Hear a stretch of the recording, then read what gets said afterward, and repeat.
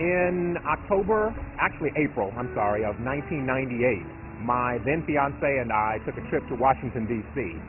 Within like a day or so of us getting to D.C., I ended up spending most of the time in my hotel room. I couldn't walk more than 50 feet at a time without having to stop and rest. And I would go back to the hotel room at 10 o'clock and sleep all day long. She'd come back after being in meetings and so forth and find me there, and we knew something was wrong. Flash forward maybe a couple months, and I started having really bad headaches and really bad stomach aches and just generally feeling crummy. It finally got so bad that I was rushed to the emergency room by my wife because I couldn't stop vomiting. They sat at the foot of my bed and said, "Mr. Bradshaw, you have heart failure. You're experiencing heart failure, and your heart is enlarged, and if you don't have a heart transplant, you're going to die."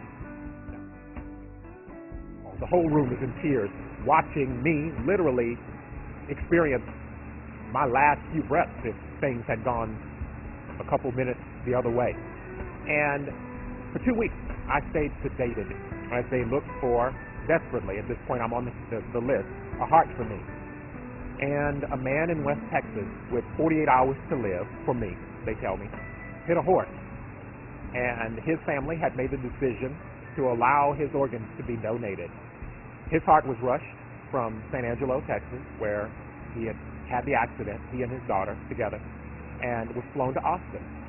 Almost 12 years later, here I am telling this story now so that people will know that people like me, just regular folks, ordinary people, I'm just a dude, we wouldn't even be here to tell this story, to have helped raise 3 daughters with my wonderful wife, to watch 4 grandkids be born. It was as emotional a time as if I had lost a real blood relation and found them after years and years apart. It was a bond. We formed a bond that I don't think we'll ever break. The wife, before we left, after spending hours together, their family and mine, asked, "I have one more thing to ask of you, Lemuel." And she said, I said, "Anything." Ask anything. She said, "I want to listen to your heart before you go." So she walked over to me, and she's a short, small woman, and she came over and she pressed her head against my chest and wrapped her arms around me. And I wrapped my arms around her, and I could feel her sobbing in my arms as she listened to her husband's heartbeat.